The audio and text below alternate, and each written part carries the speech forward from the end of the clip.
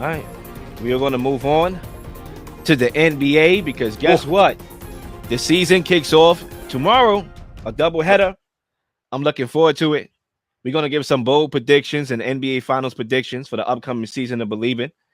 And I guess I'll go first. I got a take that I want to throw in. And folks, I just want to be clear here. We have room to kind of be creative here and reach a little bit. Right now, I'm not saying I'm just going to give out takes that I don't believe.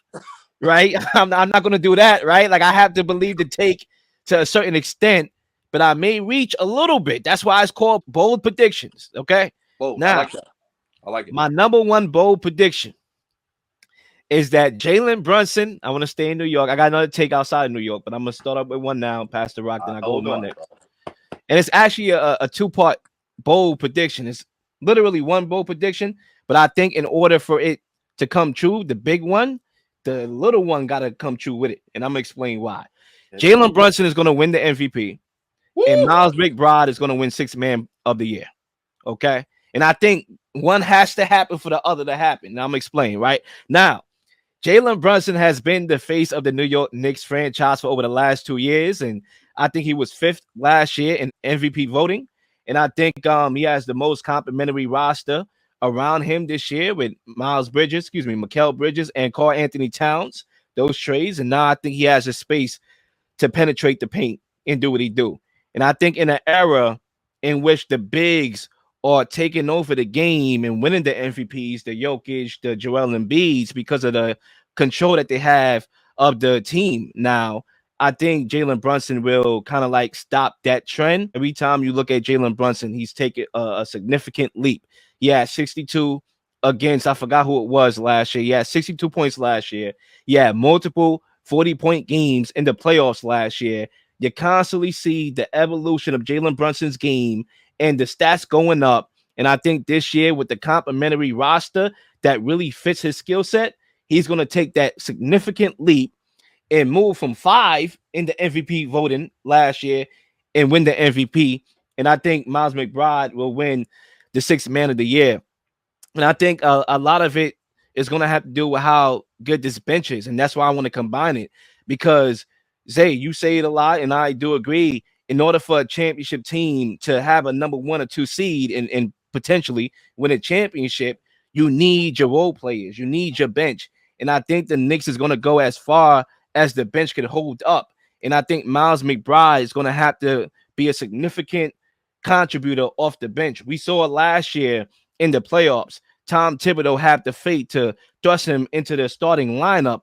And I think he's ready to take that leap. I think he's more served to be an off-ball threat than he is on ball. And he's going to be able to do that with the addition of Cameron Payne. So I do think in order for Jalen Brunson to win that MVP, the bench needs to hold up. And Miles McBride could win Sixth Man of the Year. And the reason why I say that is because you're going to have to win a lot of games to win the MVP. You're going to have to be the 1 seed or the 2 seed. So I can see that happening for the Knicks. I like Jalen Brunson as my MVP and Miles McBride as my Sixth Man of the Year. That's my first bold prediction. Woof. Very bold. Very, very bold, guys. All right, I could go real quick in terms of bold predictions. I mean, I love the Knicks prediction. I love things going off, and I said this in the chat already. Kenny knows where I'm going with this take. My first bold prediction is the Orlando Magics will be a top 3 team in the Eastern Conference. Like it. To my second one. People underestimate what the Orlando Magics were as a basketball team last season. They have a defensive-minded mentality now, something they haven't had since the 90s when Shaq and Penny were there. And this team is very physical. They're very good at attacking the paint, and their issues was shooting the 3-ball. Now they added KCP, a marksman that was on Denver, that won a championship in Denver, that won a championship on the Lakers. So now you bring a championship pedigree to Orlando, a savvy veteran that knows his role, that plays defense, and shoots important 3-pointers and makes them at a very high clip. They drafted Tristan da Silva, another guy who is very tall. He's like a Jonathan Isaac, that a player that they already have, but he spaces the floor. He guards anywhere from 1 through 4, and he'll be a vital player off their bench as a rookie.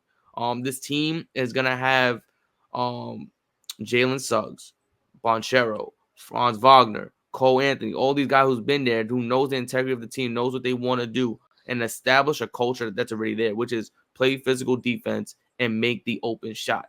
The issue with Orlando was they weren't able to make the open shot due to their lack of shooting on the court or a lack of consistency on the court. Banchero shot under 34%. Franz Wagner shot under 34%. Cole Anthony, Jalen Suggs. Now that you have marksmen on that team, the floor is going to be spaced. The defensive intensity is still going to be there. And I think it's going to overwhelm a lot of teams in the Eastern Conference, especially the top three that everyone talks about, Boston, Philly, and New York. So I think for my first bold take and prediction, the Orlando Magic will be a top 3 team in the Eastern Conference. Yeah, I would like to respond to that because that was going to be my second one, so I don't got to go again, unfortunately. I do believe they're going to be a top 4 seed in the NBA. I was going to go top 4. And I think when you look at this team, I think they had the worst offensive efficiency last year among postseason qualifiers. And they signed Caldwell Pope to a 3-year, $66 million deal. He brings championship pedigree. Check him out on the Nuggets and the Lakers, part of those championship runs. And I think one of the adjustments that this team can make without making a trade, because I feel like a lot of people think they should make another trade, right? I think what they can do is just get out on the fast break a little bit more, create more fast break opportunities, right? That's how you increase the offensive efficiency, right? You're a young team. You got a lot of youthful legs. Just get out there and run. Get out there and run. Don't allow the defense to kind of like set their feet. Go out there and attack and space the rock. And I think if they could just use the youthfulness to their advantage and get out on the fast break more, it would create more opportunities and more buckets on the offensive end. So I do agree with your take. I think KCP will definitely be a good addition. I think the evolution of Paolo Banchero, just the next leap that he can take, and Franz Wagner, a guy that has a height and has a toughness to, be out there and do those pick and rolls. And I just think this team is poised for a leap that will see them be a top 4 team in the Eastern Conference next year or this year. Wow. Okay. Respectfully. My bold prediction is 2 negatives. I'm gonna start with the East, and I got one bold prediction for the East, one bold prediction for the West, and it's negative. My bold prediction for the East: the Philadelphia 76ers won't get out of the first round. All right, and this could be maybe not that bold. Maybe some people don't not make the first get out of the first round. I don't think they're going to. I think a lot of people got them on hype on number 1 seed or number 2 seed in the East with the addition of Paul George. And clearly they got Maxey, Joel Embiid. I do not trust Paul George, and I do not trust Joel Embiid. I don't trust them when they're healthy, and I don't trust them to be healthy. To the point, I believe they're going to get eliminated in the first round of the playoffs. I don't care what their records say. I don't care if they win 60 games. I see an upset coming. I see a brewing from a long shot because they keep swinging for the fences, like you said, cousin, with the super team thing. And they keep adding in all-star players that think that it's going to mold them into this championship team. I don't trust Paul George in the playoffs, and that's been proven over the course of time. I don't trust Joel Embiid in the playoffs, and that's also been proven over the course of time. But I do believe maybe one of them would be compromised, either injured or both, and they will get eliminated in the first round, and that might end in Joel Embiid wanting to get traded or whatever, but it's going to be chaotic because I think they're not just going to lose in the first round. I think they'll probably lose either 4-1, 4-2. Who they're going to lose to, I don't know. But I do not see them even making the second round. I think Philadelphia 76ers is a bunch of hype. And I do not see them moving forward in the East, no matter what they seeding are when the playoffs starts. I don't think they built for the playoffs. And I see them getting eliminated in the first round. You want to go to the Western Conference? Yeah, I'm gonna go real quick to the Western. Now, my bold prediction in the West is also a negative, which is gonna, and like you said, cousin, we reaching, right? We reaching out here. My bold prediction for the West is the Denver Nuggets won't make it out of the first round. I believe that the West is kind of deep. I think the Denver Nuggets, like I told y'all last year, when y'all figured, they could go back to back, I told y'all take a special team to win back-to-back championships. The San Antonio Spurs with Tim Duncan sometimes couldn't even get back to the NBA Finals, figured about winning back-to-back championships, and they won 5 championships. it's difficult to win back-to-back championships, and I didn't think this team was that good. But I think the Denver Nuggets won't get out of the first round. I think the Denver Nuggets, and it's no disrespect to Jokic, you know what I mean? Like he's a good player, great player, and all that. But I don't. This is a bold prediction now. I just don't see them coming out of the first round. I think we're gonna have a deep West, deeper than it even was last year, and I believe the bottom 4 seeds can easily be top 4 seeds. So you're gonna have competition at the highest of levels, and I'm predicting that the Denver Nuggets get eliminated in the first round of the playoffs. I would like to respond to that, and then Zay, feel free. And I want to come back to my Jalen Brunson point. I want to know what y'all think about that. So let me focus on Cuzzo. Zay, you can respond if you want. I want to go back to the 76ers, right? Because I had a take for 99 that I just dropped. Literally, it was the last show that we did. And I said that Joel Embiid is under the most pressure to win in NBA Finals, right? Out of anybody. Yep. And I think it's so. When you look at the addition of Paul George, the max contracts given to Maxey and George, and an extension for Joel Embiid, clearly they're going for broke. Clearly they want to win an NBA Finals. Clearly they haven't made an Eastern Conference Finals with Joel Embiid. That has to change. Now that you are given that bold prediction that they are not going to get past the first round, what does that mean for Joel Embiid? Yep, I think he's going to want to get out of there. I think the organization might even want to set apart. It's just not going to work out for them with Joel Embiid. And I don't think Joel Embiid is really that guy. I mean, even when he's in the playoffs, he's an up and down player. I mean, there's the game against Boston, man, he was horrible. Okay. And I thought he had opportunity to take Boston out. They was up on Boston 3-2. I thought he had opportunity to take Boston out one year, and he failed both times. I just don't see him being that guy. And I don't trust him as a player because he's just fragile. I don't trust him as a player. I don't trust him. I don't trust him game to game. I don't trust him long term. He's a very skilled, dominant player when he plays. I get it, but when the playoff time comes, it's a level he's just not consistent enough, and I don't see it. I don't think he have the it factor. He got the skill, but not the it. Yeah, I think in terms of those predictions, it's interesting because Philly adding Paul George, you guys see what happens with that team. How does that impact what Tyrese Maxey is able to do or not able to do on the court?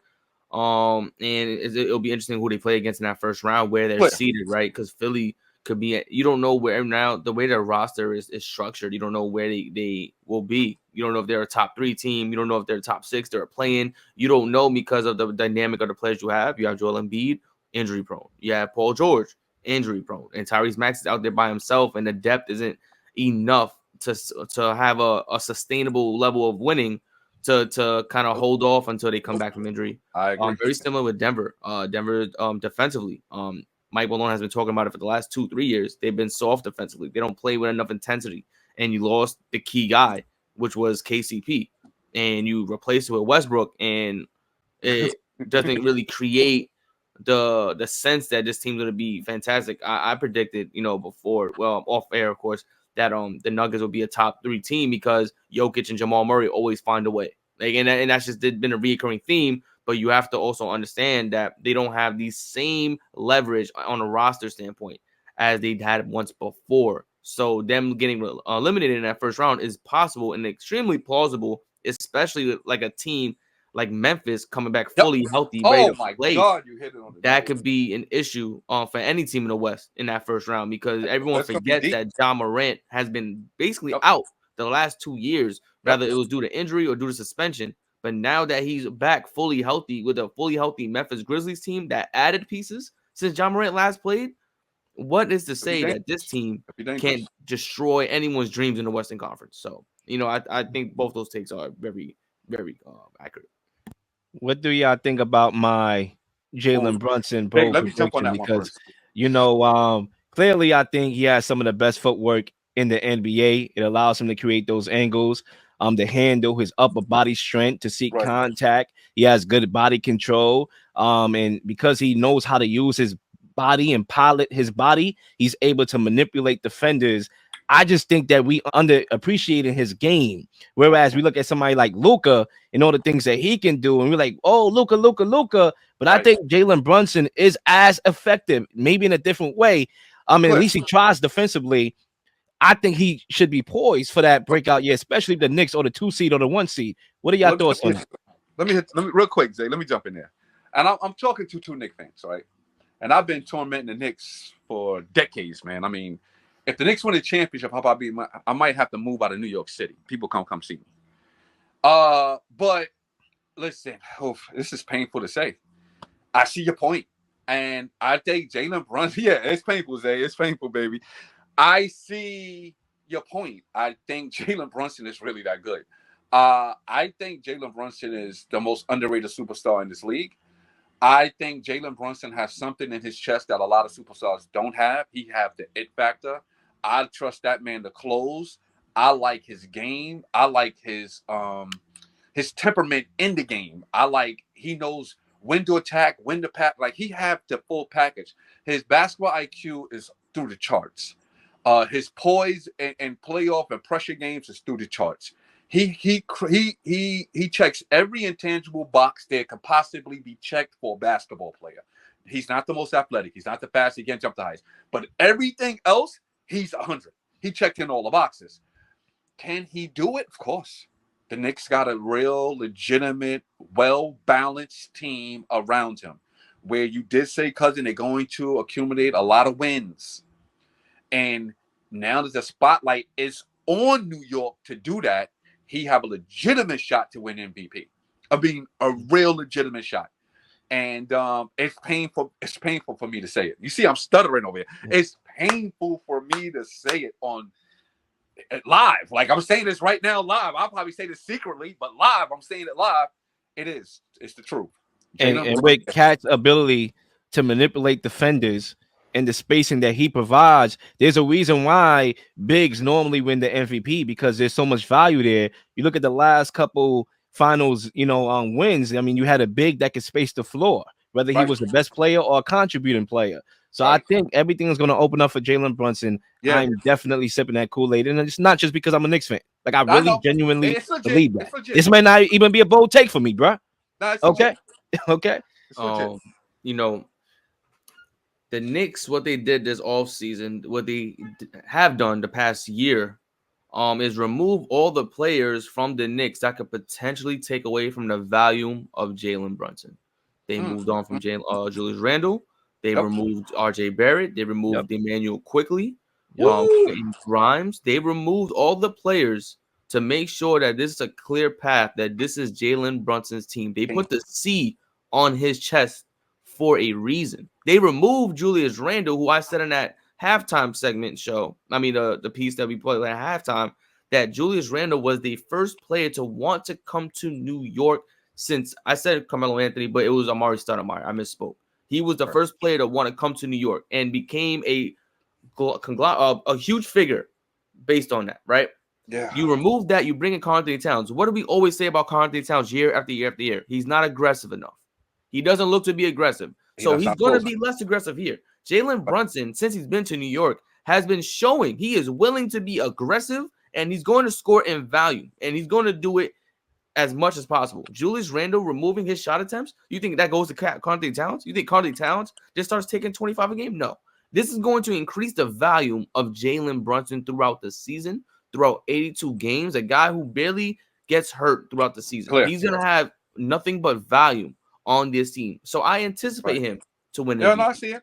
I anticipate it. I anticipate him shooting north of 25 shots a game because that's the player Brunson is. He wants to shoot the basketball. He doesn't want to pass. He wants to score. So not to say he's a dumb basketball player or he doesn't have the IQ or doesn't have the vision. That's not the case. He looks to score first. And if it's not there, he makes the right pass when it needs to happen. But he looks to score first. So MVP, absolutely. I see it happening. I'll even go as far as to say he's going to be the left-handed Luka Doncic on the Knicks this season. Because what he's going to do is look to score first and then find his teammates when he doesn't have it or he can't find it. So, yeah, he's showing MVP. 6th man of the year, Miles McBride, I can't give you that. I can't give you that. That's why I can't give you that because the Kings have been very decisive how they play Malik Monk. They like to play him off the bench, and he could score 20 to 25 a game. I That's gonna mean, be tough. look, that's why it's called bold prediction. Yeah, it was But I both. think in order for the Knicks to be a top 2 seed, they're gonna have to have a good record, obviously, amongst the conference. Jalen Brunson is gonna have to be an MVP consideration. But I think, like you say, in order for you to have a championship team, you need your bench to really be a Absolutely. functionable bench. And I think the way how our bench is thin, and Mitchell Robinson not being back till January, the injury to Landry Shamet, like it's going to take a significant leap from Miles McBride to really give us that spark off the bench to the point where we can win the games we need to get to a top 2 seed for Jalen Brunson to win the MVP. That's how I look at it. That's why I combined the tape. Oof. So I think he's going to be in consideration. He may not win it. That's why we go bold a little bit here. But Gotcha. yeah. All right, we might as well move on to the finals predictions that we have here, and say I'll Woo! keep it with you. Yeah, so the Eastern Conference team, I think the New York Knicks will be in the NBA Finals. Mikal Bridges, OG Anunoby will stay healthy. I think Conti Towns pays dividends. Mitchell Robinson comes back and plays the second half of basketball fully healthy. And I think the New York Knicks will outlast the Boston Celtics, Philly, Milwaukee, or I think Orlando's going to be that dark horse team as well. But the Knicks will be in the Eastern Conference Finals. The NBA Finals. In the West, I'm going with the Minnesota Timberwolves. I think Anthony Edwards will continue playing at an extremely high level. I think people sleep on what Dante DiVincenzo is as a player and what he was able to produce and for any team. And I think Julius Randle will have the playoff performance that everyone anticipated him having for years to come. Everyone talked about how he was poor in the playoffs, the Knicks, how he did horrible against the Hawks, how he did horrible against Miami, how he's injury prone in the playoffs. I think he has a phenomenal playoff being able to play his brand of basketball, which is physical, which I will see the New York Knicks versus the Minnesota Timberwolves in the NBA Finals. And I believe that the New York Knicks will win an NBA championship when it's all said and done in 6 Yeah. games. I mean, look, bro, wouldn't that be something after this trade to have a finals like that? I mean, that would feed families for years, for decades, but and grandchildren as well. Fred, the mic is yours. Yeah, bro. Oh God, help us. We really got to go down here. Okay, I'll start with the West. I'll leave that suspense and that East later. I'll start with the West. I am picking the Dallas Mavericks versus the Minnesota Timberwolves in the Western Conference Finals, and I'm picking Dallas to beat Minnesota again. I think Dallas is going back to the NBA Finals again, and I think we need to get used to it because I think Luka is geared up. The league want him to be geared up. So when we talk about these fandom calls, trust me, he will be getting them. Because the league wants Luka to be that guy. He wants to be that guy. And they're going to, and I hate to say it that way, but they're going to make sure he's in position to still be that guy. Meaning trades will happen for Dallas. They'll get players, whatever the situation may be. But I think Dallas is going to beat Minnesota, maybe a game 7. Minnesota go to the Western Conference Finals, and we'll take it over to the East. It's going to be the Knicks. It's going to be Boston.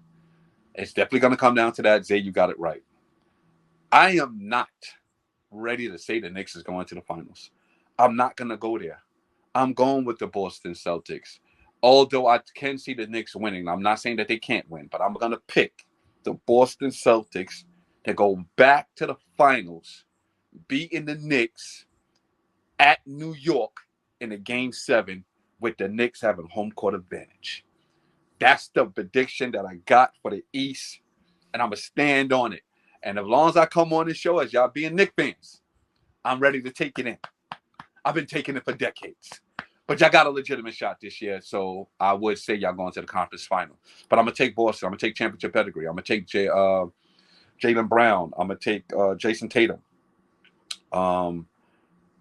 Jason Tatum been disrespected at the highest of levels of any superstar that won a championship I've ever seen in my life. The way they disrespected him at the Olympics, the way they disrespected him around the NBA, the way that he don't get no respect as a two-way player, one-way player, defense, offense, lazy, soft, whatever you want to name him, he's a champion. He gets disrespected every time we talk about NBA, and he is tired of it. Labeled whatever you want to label him, he got something on. This is the first time I think somebody won a championship where he is coming in as an underdog. He's coming in to prove it that I'm a champion. He's coming in with fire in his eyes. I'm going to show the league. I'm going to show the world. I'm going to show Steve Kerr. Not only I deserve to start, not only do I deserve to play, but I'm the best player. And I think Jalen Brown, another one that gets disrespected. I don't know how he don't even make the Olympic team. Okay, after winning the championship and the finals MVP, he gets disrespected. He got two other teammates on his team that makes the Olympic team, and he can't make the team. And Grant Hill got a nerve to say, we trying to pit a team together and you don't got the finals MVP. These two brothers right here has been disrespected at the highest of levels. Every single superstar gets talked about besides these two dudes, and they just won the NBA championship. Last year when Joker won the NBA finals and he won the finals MVP, we talked about him all summer. We still talking about him. Okay? Giannis won the championship. We talked about him all summer. We still talking about him. No matter who wins the championship, they get talked about at the highest of levels, except for these two dudes right here, Jalen Brown, and Tatum. Tatum. I'm sorry, yeah, Tatum. They just get disrespected at the highest of levels, and I think they coming back like they lost the finals, and that's why I think they will win. Nobody will deter them. And when they get back to the finals, I am going with the Revy Bowl prediction as a back-to-back champion, which I told y'all Denver couldn't do. Boston will do. And who you got winning again? Boston beating Dallas. Back to back. Back to back. Back to back. Drake, right? Anyway, I'm gonna go ahead with mine. I got in the Western Conference, I got the Thunder defeating the Mavericks. Ooh. And look, I got the Thunder representing in the Western Conference in the finals. Look, I think if I could start off with the Thunder, I think they won the offseason with the additions of Alex Caruso and Isaiah Hartenstein. I think a lot of people underrate the value that Alex Caruso brought to that Lakers championship bubble team with his ability to defend and shoot. I think he creates a significant, backcourt with Shea on the defensive end. I think when you look at Hartenstein, he creates a significant front court with Chet Holmgren, with his ability to be a bruiser, defensively, and now you got Chet's shot blocking. I mean, this team doesn't have a lot of holes. True. They could score, they could defend at a high level. They have the wings to do what they need to do. They have the front court to do what they need to do and bully opponents now that Hartenstein is there. I mean, think about it. The fact that we lost Hartenstein as a Knicks fan, that's the reason why we traded for Cat. Yeah. Literally, is that level of impact. So I think they're going to represent. And I got Boston and the Knicks in the Eastern Conference Finals. Of course. I do believe that my team will make it this year. And I think we have to make it to the Eastern Conference Finals to justify the moves that we made. And I think Boston will win it. I think Cuzzo made some good points. I think that they have a lot more motivation now for a team that just won a championship because they got disrespected during the off season when it came to the Olympics and people not talking about their championship run almost like it never existed, right? And I think when you look back at the last time a team won back-to-back, I believe it was 2018, there's more context to why that hasn't been the case. I mean, you look at the Raptors in 2019, they lost their best player in Kawhi Leonard to free agency. Okay. In 2020, the Lakers had injuries. LeBron James missed a certain amount of time. He missed a lot of time. AD missed a lot of time as well. 2021, the Bucks, Chris Middleton, his injury, he missed the entire semifinals, and that's why they lost. 2022, the Warriors, Steph Curry missed 26 games. Klay Thompson missed 13 games. Dre missed 9 games. Wiggins missed 37 games, right? And the Nuggets, 2023, they lost their role players, Bruce Brown and Jeff Green, and they blew a 20-point game 7 lead. Okay, you're gonna lose. Right? You should have had lost that. So I think there's more context there, and I think the Celtics have the key ingredients to repeat. They have continuity, they have depth, they're athletic, they can defend, they're well coached, and as long as they can stay healthy, They should be able to repeat as champions. I think they will. I like them over the Thunder in Game 6 in the NBA Finals. Please like and subscribe for all the up-to-date content. You've been slinging shows left and right, slinging content left and right. Please don't miss anything. If you do, like, subscribe, leave a comment, or leave a question, something you may want to answer, something you may have. All ideas are great ideas. Nothing's a dumb question.